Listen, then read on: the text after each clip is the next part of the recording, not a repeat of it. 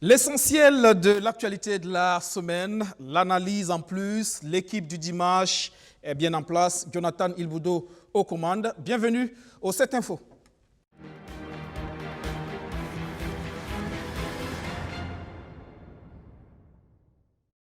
Avec bien sûr des invités, notre analyste politique Siaka Koulibaly est avec nous, mais nous parlerons également de frais à payer dans le privé avec Abdoul Fattao Bangagné du RANCOF, le réseau des consommateurs du Faso. Bonsoir, M. Bangagné. Oui, bonsoir, M. Aubin Guibril. Merci de répondre à notre invitation. Siaka Koulibaly, bonsoir. Bonsoir. Merci à tous. Déjà, des nouvelles du coronavirus au Burkina Faso, avec des nouvelles assez inquiétantes quand même. 193 cas confirmés, dont 189 à Bobo-Dioulasso et 4 à Ouagadougou. Il s'agit essentiellement de transmission communautaire. La vigilance, donc, reste de mise. La fin des vacances, retour au dossier pour le gouvernement burkinabé, même si tous les ministres confient n'avoir pas eu en réalité de vacances. Santé, éducation, gestion des inondations, insécurité alimentaire ou encore élections couplées, les défis sont nombreux. Coronavirus oblige, le professeur Claudine Lougué n'a pas véritablement eu de vacances pendant ces 1 mois. Entre visite terrain et rencontre avec le personnel, le ministre de la Santé était sur le front de la lutte anti-Covid-19. À la reprise, c'est pratiquement la même dynamique qui sera poursuivie.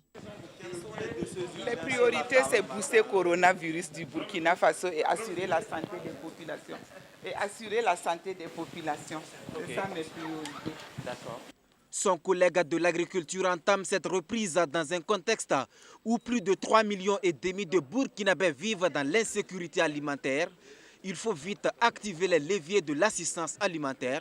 Salif Ouedraogo en est conscient. Vous avez vu, l'initiative du président, 1 million de tonnes de riz. Nous sommes dans cette dynamique. Il y a une adhésion populaire des populations et on s'est dit que cela va contribuer à résoudre les problèmes d'insécurité alimentaire. Il y a également le travail qui est fait dans le cadre du développement de différentes filières comme la filière maïs. Vous savez que c'est une filière quand même qui nous permet de pouvoir amortir les chocs dans le domaine alimentaire. Et nous avons mis l'accent là-dessus. Une rentrée gouvernementale à 2 mois des élections couplées, la priorité du chef de l'exécutif n'est donc pas étonnante. Christophe Dabiré veut des élections libres, transparentes et apaisées. Puisse accompagner de la meilleure manière possible les actions qui sont menées par la CENI, la Commission électorale nationale indépendante, pour que nous puissions aller vers des élections apaisées le 22 novembre 2020. Et c'est extrêmement important parce que les deux institutions ont vraiment besoin de synergie pour avancer de façon sereine vers ces échéances électorales. La deuxième préoccupation, c'est de reprendre en main les dossiers de développement économique et social de notre pays pour conduire le programme du chef de l'État à son terme. Entre autres défis de développement, la gestion des inondations qui ont submergé des infrastructures routières. Plusieurs localités du pays ont été enclavées par la furie des eaux. C'est là qu'Erika Bougouma entre en scène. Nous avons reçu des instructions fermes. Le gouvernement a reçu des instructions fermes du président du Faso pour nous pencher sérieusement sur l'ensemble de ces quartiers de Ouagadougou, mais également d'ailleurs, qui ont des problèmes d'accessibilité en saison des pluies et le nécessaire va être entrepris. Infrastructure, mais aussi éducation, où le ministre a 2 priorités majeures. Transformer les ENEP en un institut, puis regrouper les lycées scientifiques en un seul centre. C'est la dernière ligne droite du quinquennat. Tous le savent, ils veulent rapidement se mettre au travail pour achever les chantiers qui peuvent encore l'être. Situation d'urgence à gérer, les inondations avec ce bilan, 13 morts, une vingtaine de blessés, des maisons détruites. L'état de catastrophe naturelle a été décrété cette semaine par l'exécutif. 10 morts, 19 blessés, des maisons détruites, des populations sinistrées.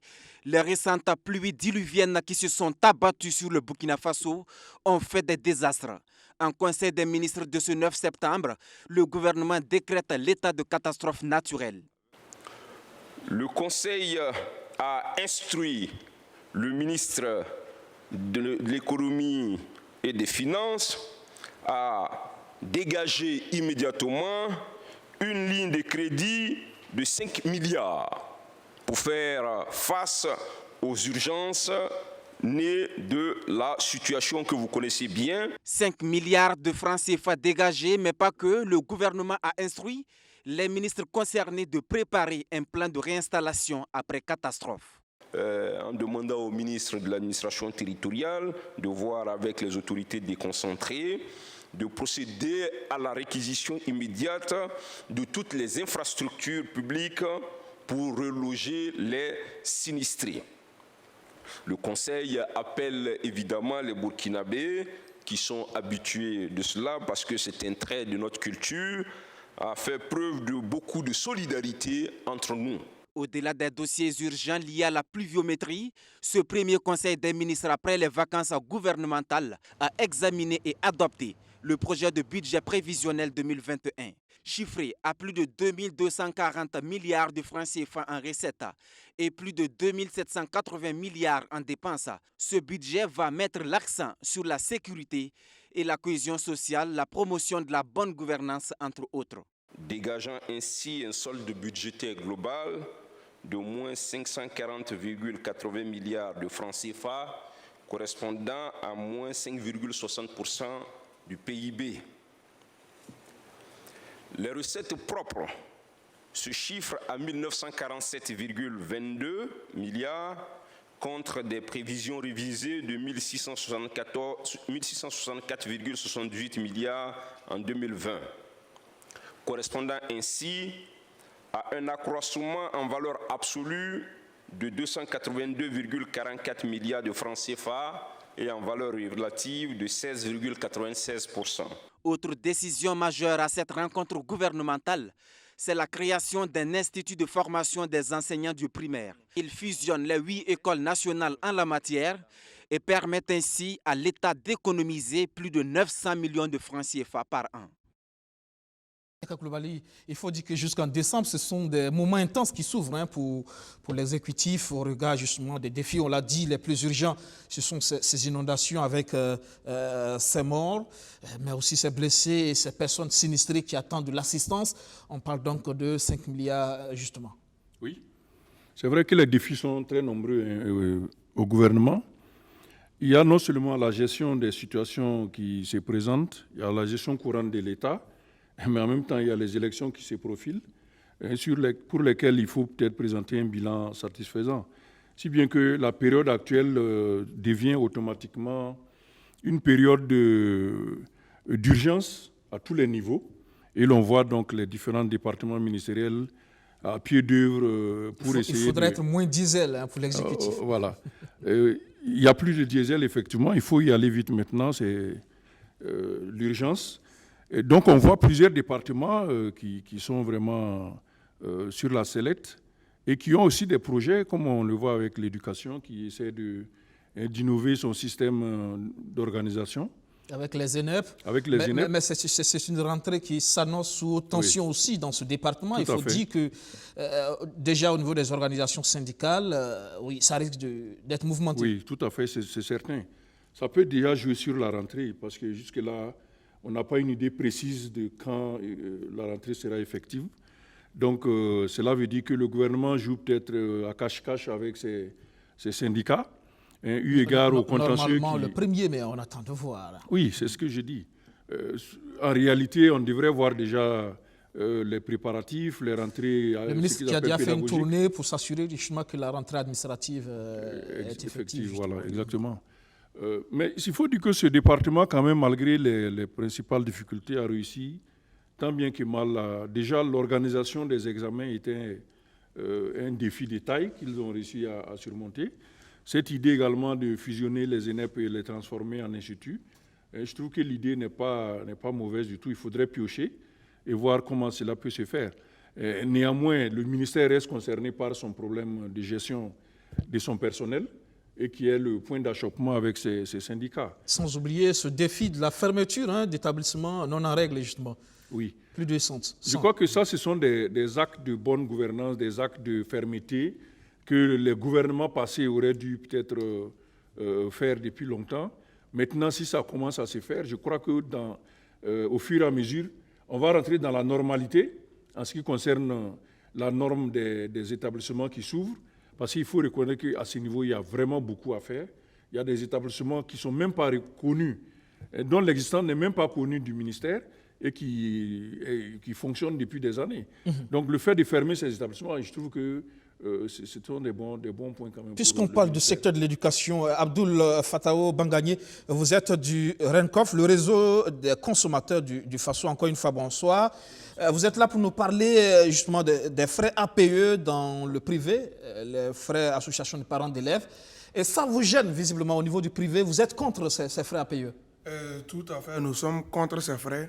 Mais bien avant de tomber dans le vif du sujet, permettez-moi de présenter brièvement le RENCOF, qui est né le 7 juillet 2019 d'une volonté commune suite à un constat triste, écœurant du consommateur burkinabé torpillé, grugé. Le RENCOF se fait en porte-parole de ce mouvement qui a pour président le journaliste et écrivain engagé Adama Bayala. Est-ce que ça veut dire quoi? Que vous estimez que la Ligue des consommateurs ne fait pas son travail? Dire que la Ligue des consommateurs ne fait pas son travail, c'est prétentieux.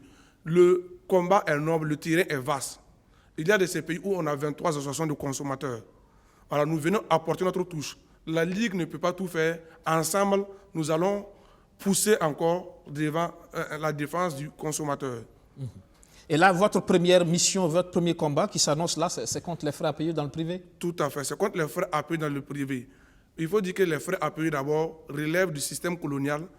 Les premiers frais à payer ont été adoptés en 1958. Et en 80, vu que les parents étaient illettrés en ce moment, il n'y avait pas en fait, ça ne travaillait pas comme il se devait. C'est en 1987, avec le dynamique président Thomas Sankara, que les choses ont commencé à bouger. Et c'est totalement en 1991 que la loi a été adoptée pour vulgariser les associations des parents d'élèves dans l'ensemble des établissements du pays. Il faut le rappeler qu'à son temps, les frais APE n'étaient pas gérés directement par l'association des parents d'élèves. C'était géré par le COGES, Comité de gestion des écoles. Ce n'est qu'en 1998 qu'un autre arrêté ministériel est venu donner le pouvoir aux APE de gérer directement les fonds. Maintenant, quand nous prenons la mission première des APE, qui est de contribuer valablement à la bonne éducation, de cohabiter, d'être entre la famille étant d'abord même le premier cadre éducatif de l'enfant, d'être entre l'école et les enfants et surtout l'ensemble des parents d'élèves, quand nous faisons le constat au niveau du privé, c'est tout à fait une autre chose. Et il faut le rappeler, le privé, c'est du business. Le privé, quand une personne ouvre un établissement privé, c'est pour faire son business. Mais comme a demandé à ses clients de venir contribuer dans la promotion de son entreprise. Mais en quoi ça vous gêne au niveau du privé? Est-ce que vous estimez que les APE dans le privé ne jouent pas leur rôle ou c'est quoi le problème exactement? En fait, les APE dans le privé est quasiment inexistante. Vous allez voir que en fait, c'est un groupuscule de personnes réunies qui gèrent les fonds et généralement quand on partit pour payer les frais de scolarité, vous allez voir que les frais APE même sont payés directement à la caisse de l'école, qui part directement dans le compte de l'école. Or, pourtant, pour une association sérieuse, les frais APE, l'APE devrait avoir une trésorière qui allait encaisser directement les frais APE, qui allait les reverser dans une institution financière. Ou, pour retirer la somme, il faut le cachet du président et de la trésorière pour une gestion vertueuse, où l'ensemble des parents constituent l'Assemblée générale, qui est même le mouvement même qui est le mouvement supérieur en fait, qui est l'Assemblée générale qui est supérieure en fait au bureau exécutif national composé par 10 personnes. Pour vous, aujourd'hui, on n'arrive pas à faire une distinction entre les frais à payer et les frais d'inscription dans les privés? Tout à fait.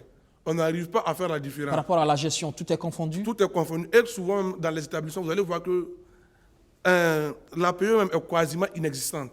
Juste un président de face, il n'y a pas de réunion.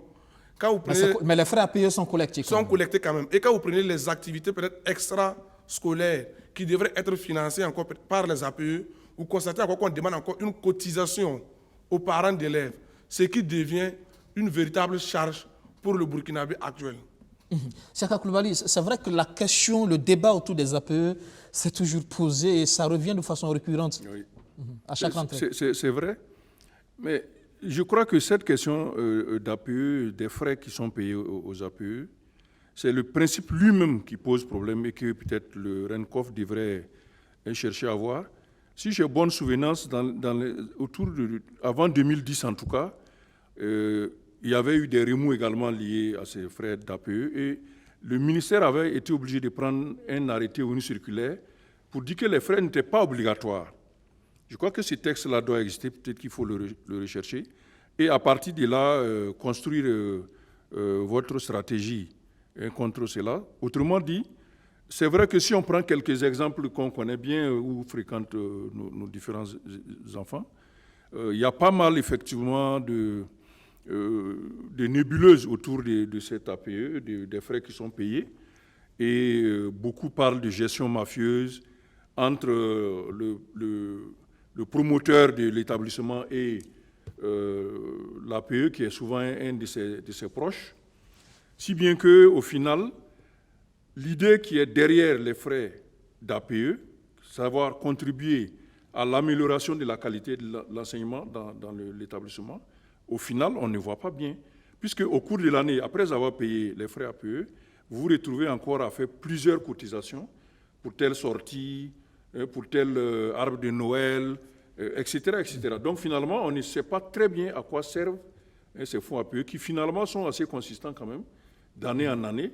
Et je crois qu'effectivement, il faut se pencher sur le sujet. La question, justement, le débat, c'est aussi qu'est-ce qu'on fait des frais APE, que ce soit dans le public ou dans le privé, la question revient de façon récurrente. On ne sait pas ce qui est fait avec ces frais APE. Il y a une forme de... Ça manque de transparence dans la gestion de ces fonds. Oui. Mais dans le public, il faut dire qu'il y a souvent un effet très positif au niveau des APE.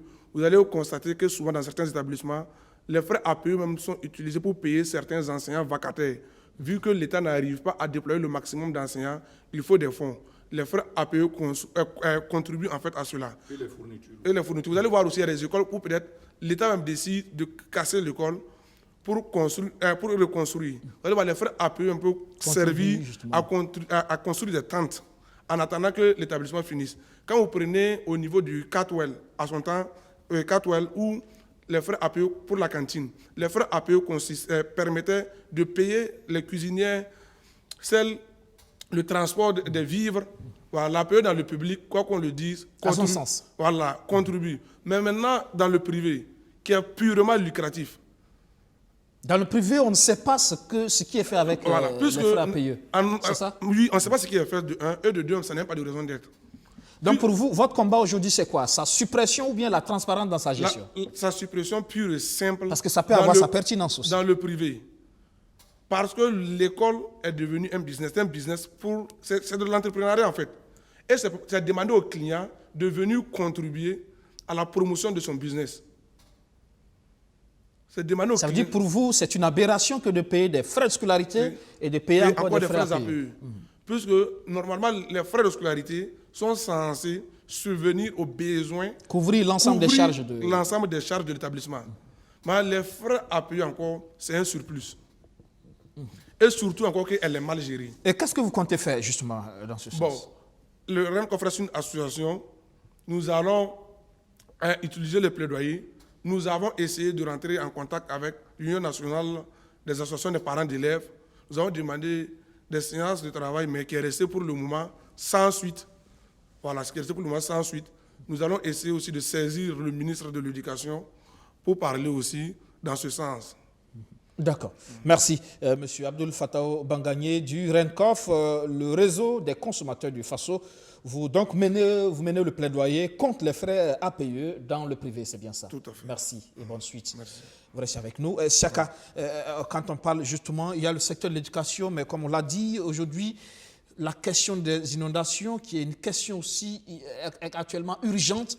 Et dans ce contexte aussi de déplacés internes, on a franchi le cap du million. Ça fait justement un besoin d'assistance assez énorme pour l'État. Il faut mobiliser les ressources.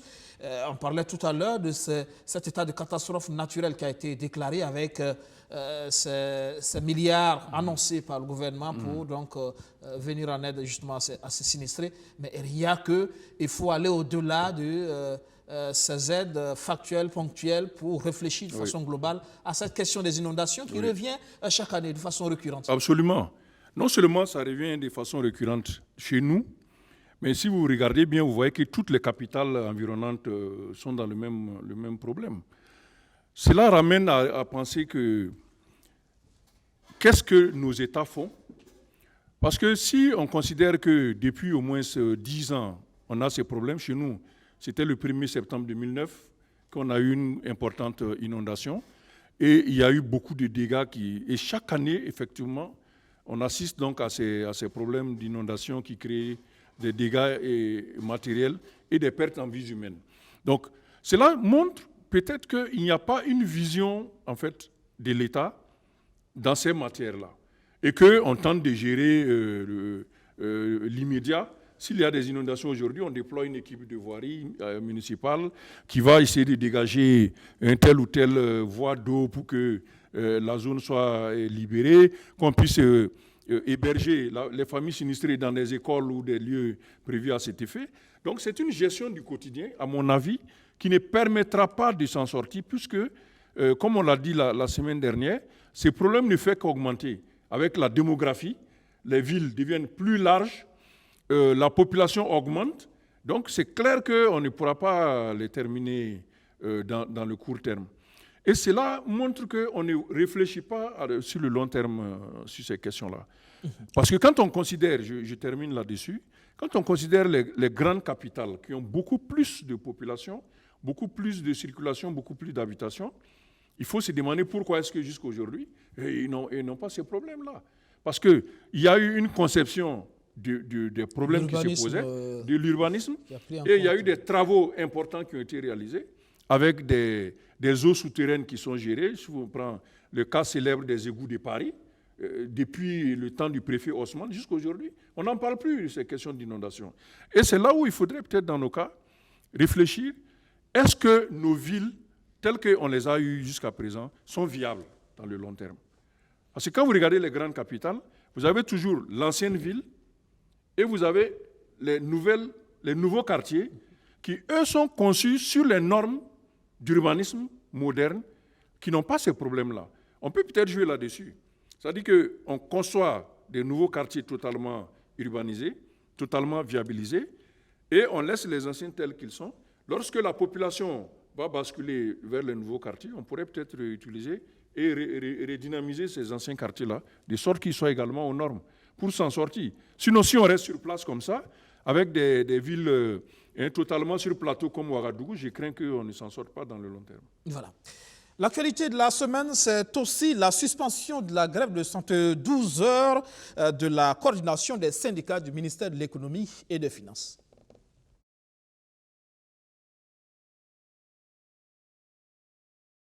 Le motif de la grève de la coordination des syndicats du ministère de l'Économie et des Finances était surtout de réclamer la levée de la révocation de leurs 3 camarades. Finalement, le tribunal administratif a fait le boulot à leur place.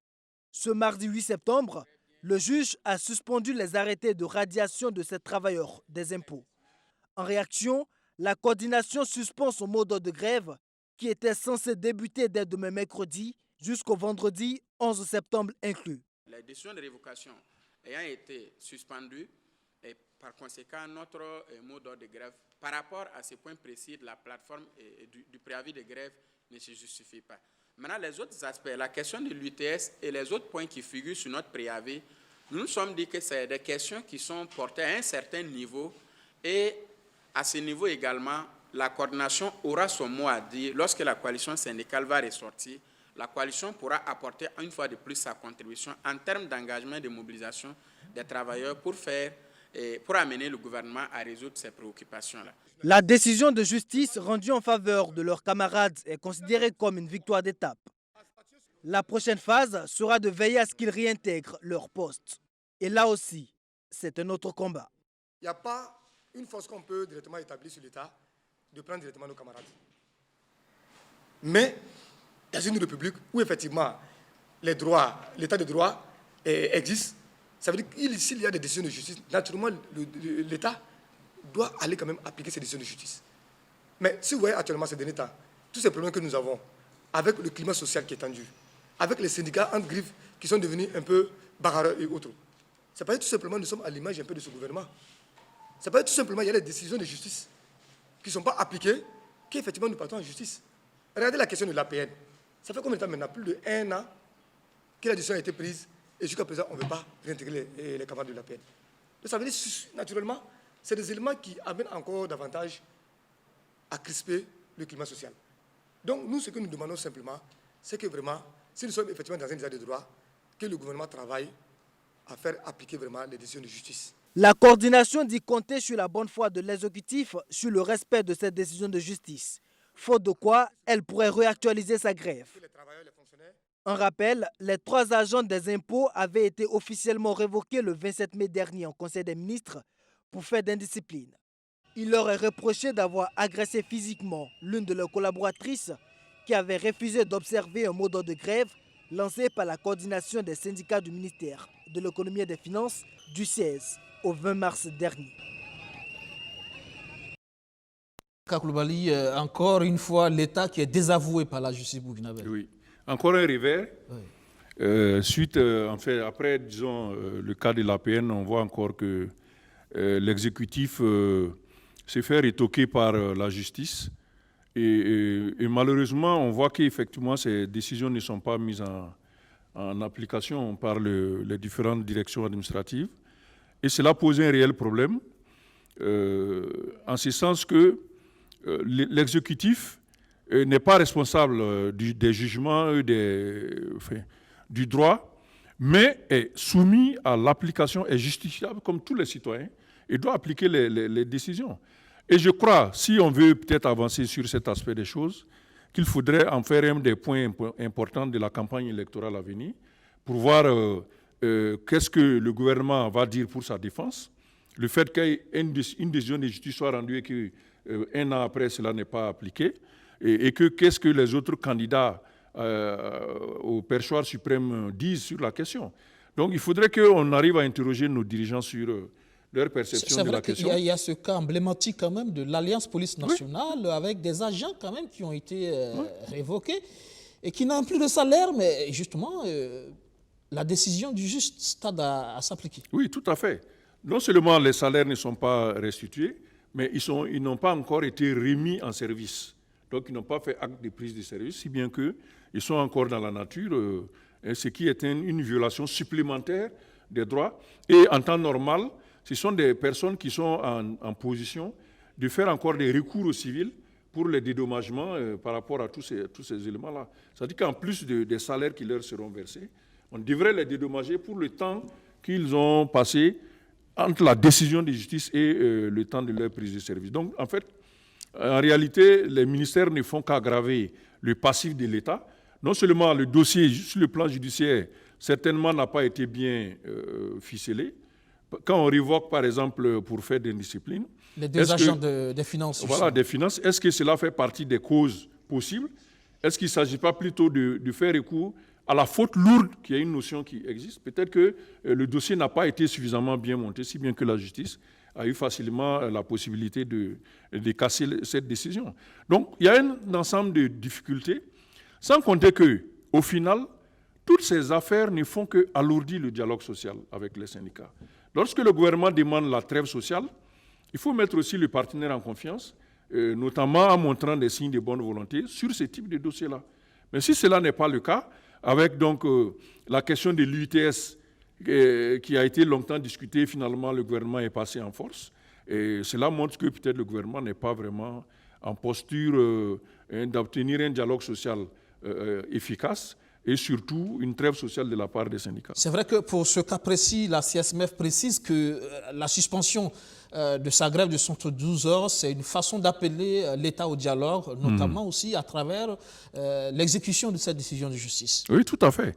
Le gouvernement a ici la possibilité de remettre les choses à l'endroit. Étant donné que ce sont des agents qui ne sont pas en grand nombre, c'est assez facile à résoudre, et que le gouvernement ou le ministère a la possibilité d'encadrer cette décision de sorte que le climat au niveau du ministère ne soit pas, c'est-à-dire qu'en déplaçant ses agents dans d'autres directions, ou différentes de celles où se sont déroulés les faits. Donc, il y a plusieurs possibilités que le gouvernement a pour essayer de corriger ça. Je crains que, dans un contexte comme celui-là, ces affaires-là ne fassent alourdir le passif du gouvernement, qui, lui, a besoin plutôt, surtout qu'il lance chaque fois les appels à la solidarité, il a besoin également de mettre de l'ordre dans son administration. Parce que c'est cet appareil-là qui lui permet de mettre en œuvre les politiques publiques, également de protéger les droits des citoyens. Donc, il ne faudrait pas qu'à l'intérieur de l'administration, il y ait toutes ces distorsions-là. C'est comme si dans l'armée, il y avait ce type de preuves. Vous imaginez que l'armée ne serait pas efficace. Donc, le gouvernement, en tant que chef de l'appareil de l'État, doit également être sensible à ces questions-là. Surtout que la décision de justice lui donne l'argument pour revenir en arrière.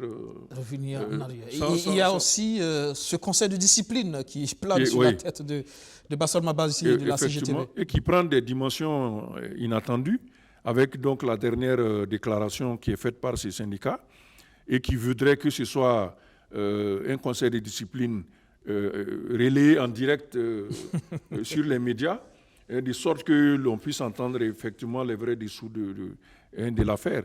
Cela signifierait que les motifs pour lesquels le conseil de discipline est convoqué ne sont pas suffisants au regard des textes qui encadrent le personnel et l'activité de l'enseignement dans l'unité en question, et que d'autres arguments peuvent être ressortis, peut-être des arguments de type politique. C'est pour cela peut-être que le syndicat Bassol Mabazzi demande que le conseil de discipline soit relayé en direct. Et après la décision, c'est clair que, comme les autres cas qu'on vient d'évoquer, il y aura des recours en justice qui vont se faire. Donc, c'est une affaire peut-être qui est en train de prendre de l'ampleur. Des situations qui arrivent justement, on va vers la rentrée scolaire, des situations qui...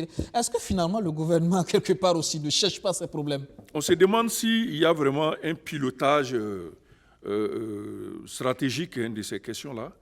Parce que c'est clair qu'une affaire comme celle du conseil de discipline de Bassol Mabazzi ne va pas assainir le climat social au sein du ministère, hein, c'est clair. Donc on va avoir une levée de boucliers des syndicats, des autres enseignants, si bien que la rentrée va en pâtir. Et ce sont les élèves qui seront donc, disons, les victimes de ces situations-là. Et on connaît très bien leur réactivité. A priori, on peut dire un conseil de discipline, ça relève du fonctionnement normal de l'administration. Oui, tout à fait. Mais il n'y a que c'est Bassol Mabazzi. Voilà. Et on connaît aussi le contexte ambiant. Oui, c'est ça. C'est ce que nous disons. C'est ce type de dossier, malgré l'existence probable de motifs pour tenir le conseil de discipline, peut être géré de façon à ne pas empiéter sur le fonctionnement de l'établissement et du corps enseignant en général. Surtout que nous sommes dans la phase sensible du domaine où la rentrée est en train de se préparer.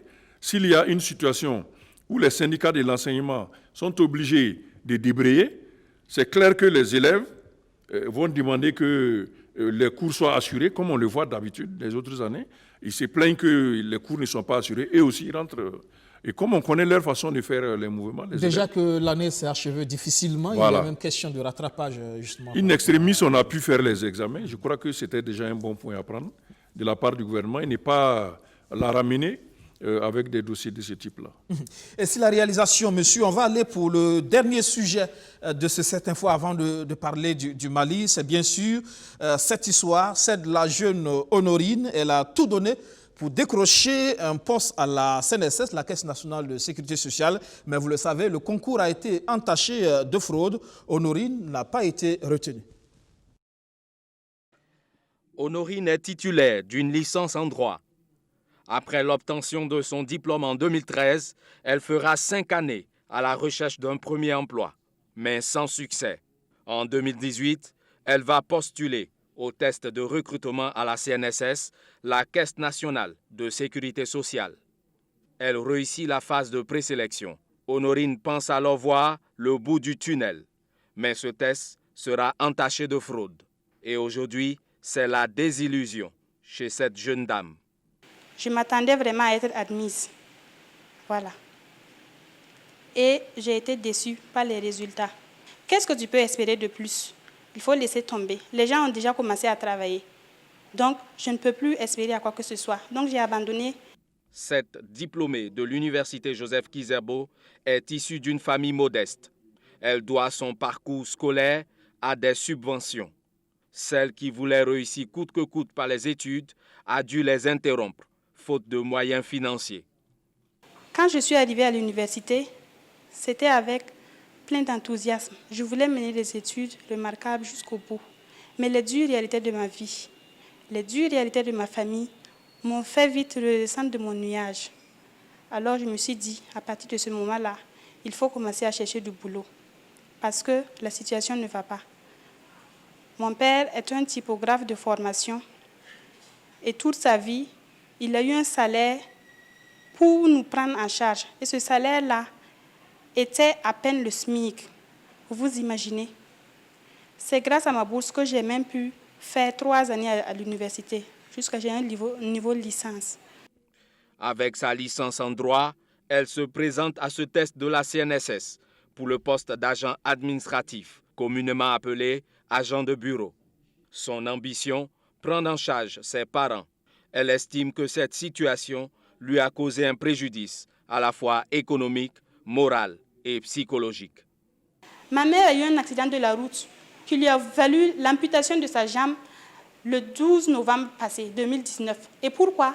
Faute de moyens. Si j'avais eu une situation stable à l'époque, j'aurais pris ma maman en charge.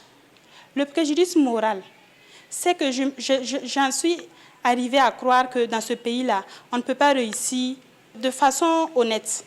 Il faut avoir des gens, il faut connaître quelqu'un pour pouvoir réussir.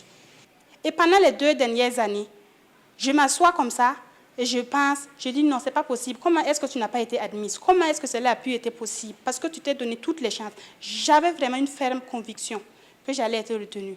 Ça, c'est un préjudice psychologique pour moi parce que je me mets à parler seule. Cette candidate malheureuse va plus loin. Les actes posés lors de ce recrutement frauduleux sont une entorse à la loi fondamentale. Moi, je qualifie cela d'un crime à caractère constitutionnel.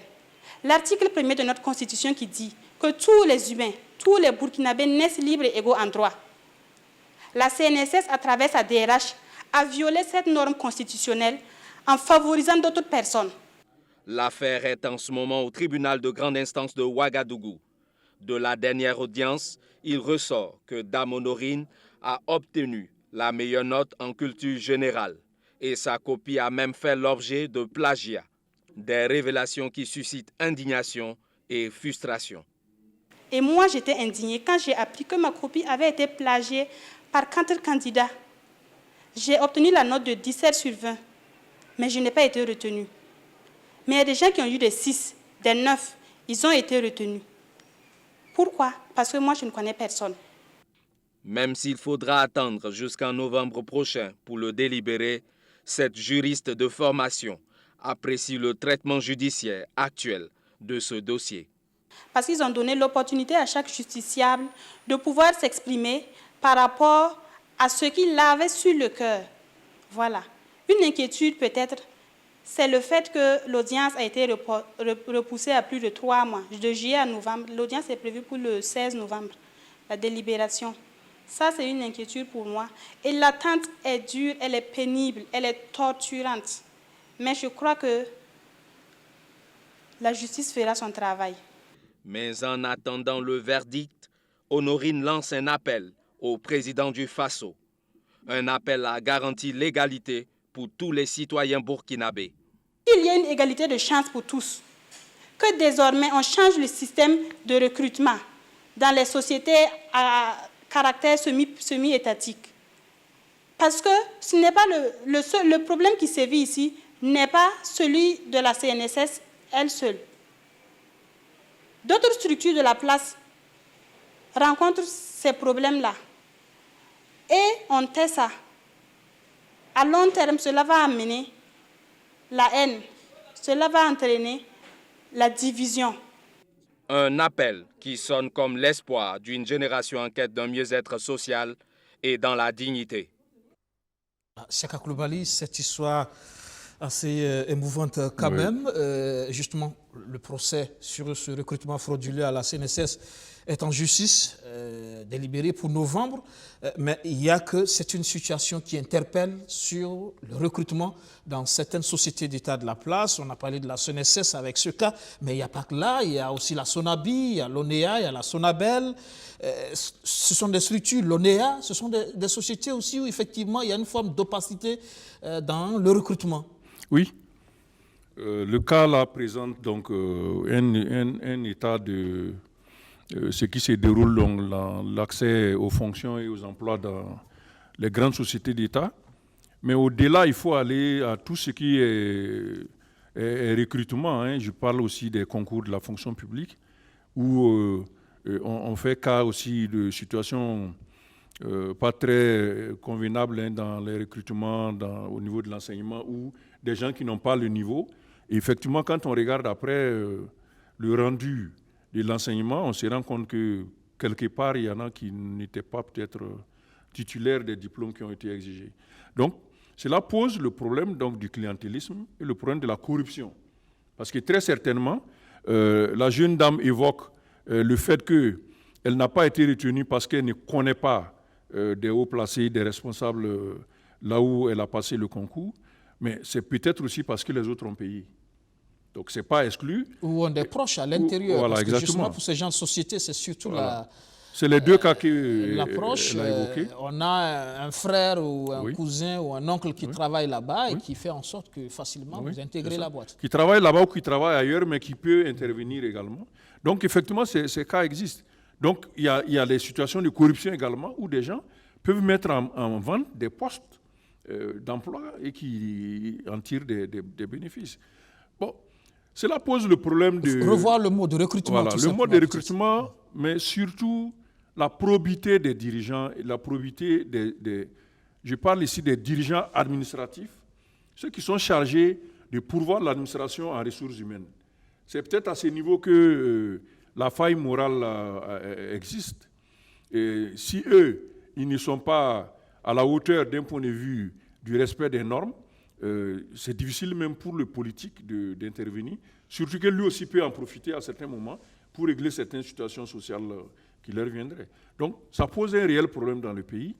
Et ces questions-là, à mon avis, doivent se reporter sur la gouvernance. Et les élections se présentent, encore une fois, il faut le dire. Dans d'autres pays, ces cas qui arrivent sont portés dans l'agenda des élections, dans la campagne électorale, et permettent au moins d'attirer l'attention des dirigeants ou des futurs dirigeants sur ce qu'il faut faire en matière. Des réformes, par exemple, à faire justement par rapport au recrutement dans la fonction publique, il faut le faire. Peut-être que les candidats doivent y penser justement dans leur programme de campagne. Il y avait eu, autour des années 2010 jusqu'à 2012, notamment sous le ministre Sungalo Ouattara, des réformes ou des mécanismes qui avaient été mis en place pour le recrutement, qui avaient été salués par beaucoup d'acteurs à l'époque. Je pense que ce dispositif a dû se déliter progressivement, si bien qu'aujourd'hui, on a une autre formule d'organisation, sans compter que le personnel qui est chargé d'organiser les concours, on l'a vu avec les grèves, les mouvements qui se sont déroulés avec le syndicat de ce secteur-là, certainement, cela va prendre un coup. Si ce personnel n'est pas en phase avec son ministre sur la question, l'organisation des concours va poser problème. Et à partir de la fonction publique, les autres se délitent progressivement. C'est vrai qu'il y a une démarche de digitalisation qui se fait aussi à ce niveau. Si ça se faisait, effectivement, on peut peut-être résorber le problème. On attendra de voir. À présent, on parle de la politique malienne où des voix discordantes s'élèvent à propos de la gestion de la transition. Le M5 RFP, le mouvement du 5 juin, Rassemblement des forces patriotiques, rejette le plan de transition de la junte prévoyant une transition de 18 mois. Chaka Coulibaly, on pensait que justement il y allait avoir une forme de symbiose entre justement le M5 et la junte par rapport à la gestion de cette transition. mais on voit que déjà des fissures commencent à se faire sentir, même si déjà au M5 aussi, on est divisé sur le sujet. Tout à fait. Et ça craint, non, pour cette transition? Je pense que ce sont des difficultés de parcours. Toute transition nécessite donc des ajustements, des concertations. Et qui dit concertation dit divergence. Ainsi bien que c'est normal qu'on assiste à ce type de situation-là.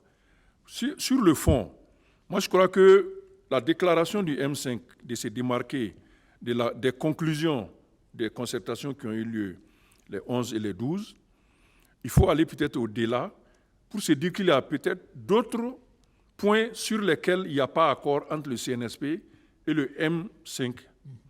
Peut-être que la formule de direction de la transition est en cause. Cette question des civils ou des militaires à la tête de la transition. Parce que justement, le M5 qui dit que le document final, lu lors de la cérémonie de clôture donc, de 3 journées de concertation nationale sur la transition, ne correspond pas aux résultats des délibérations. Et le M5 qui cite notamment l'absence de reconnaissance de son rôle et de celui des martyrs dans la lutte du peuple malien pour le changement, ainsi que du choix majoritaire d'une transition dirigée par une personnalité civile. Oui.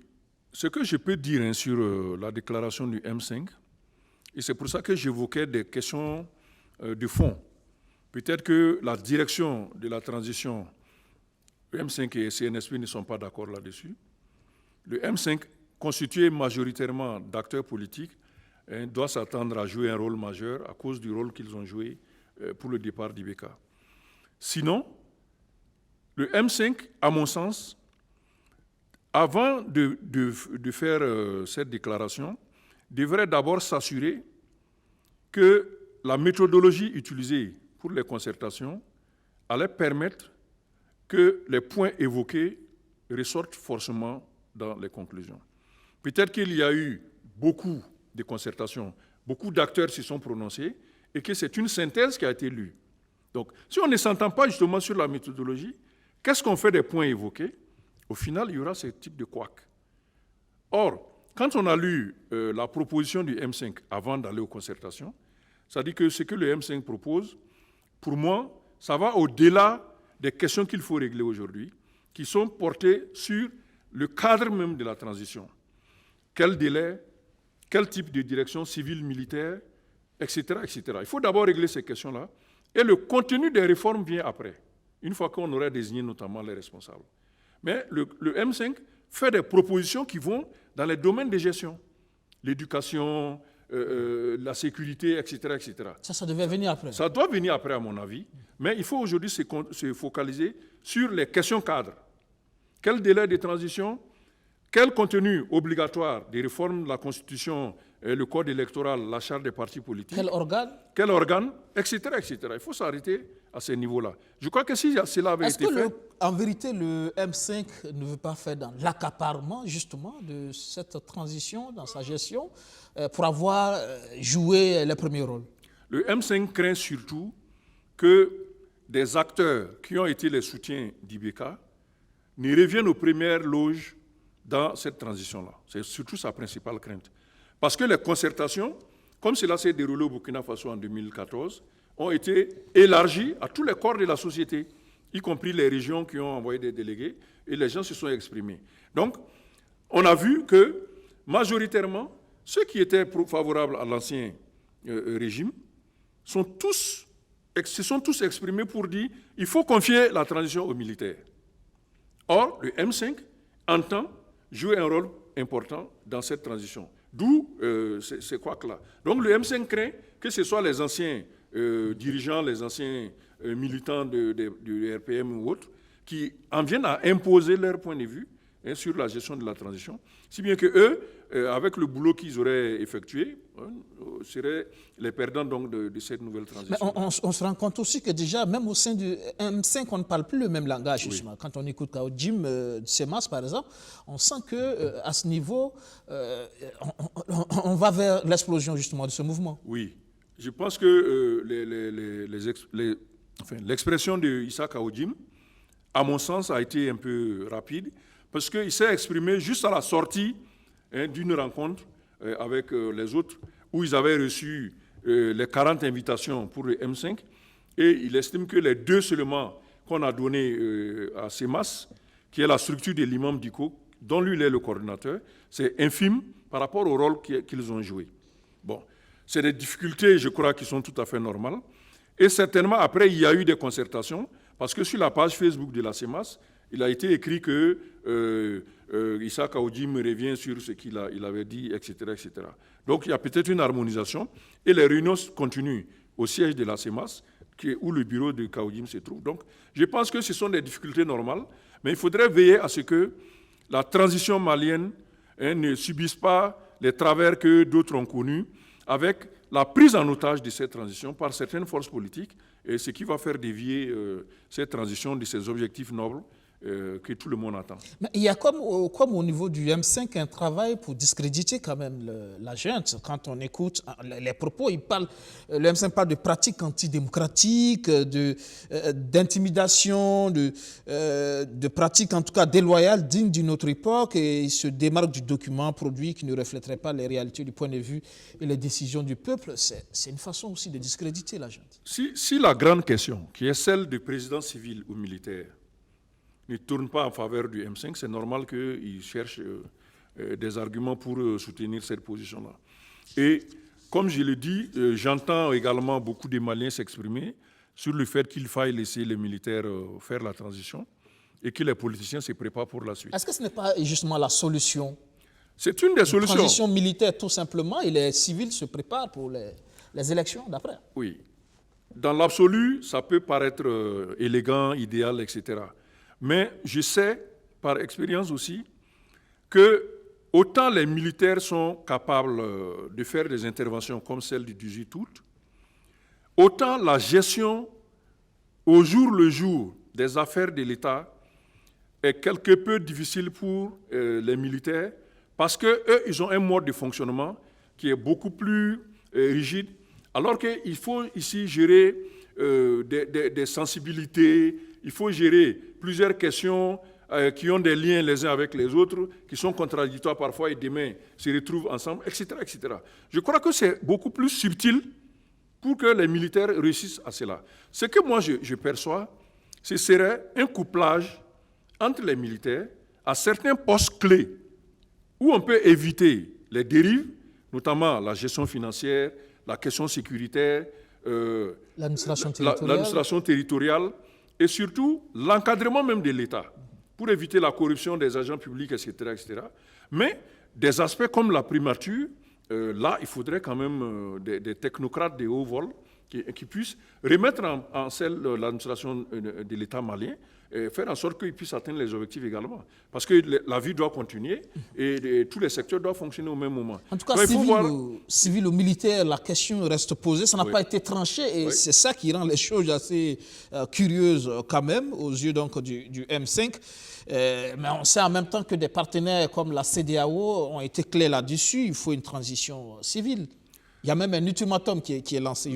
La CEDEAO a donné son point de vue, mais moi je suis pour qu'on laisse le peuple malien traiter cette question importante-là. Les conclusions des consultations disent qu'un collège de désignation va être mis en place et c'est ce collège-là qui va désigner le président de la transition qui lui va nommer un premier ministre. Je pense qu'il faut laisser l'État souverain du Mali décider de là-dessus. En tout cas, la CEDEAO donne jusqu'à mardi au Mali pour désigner un président et un premier ministre civil.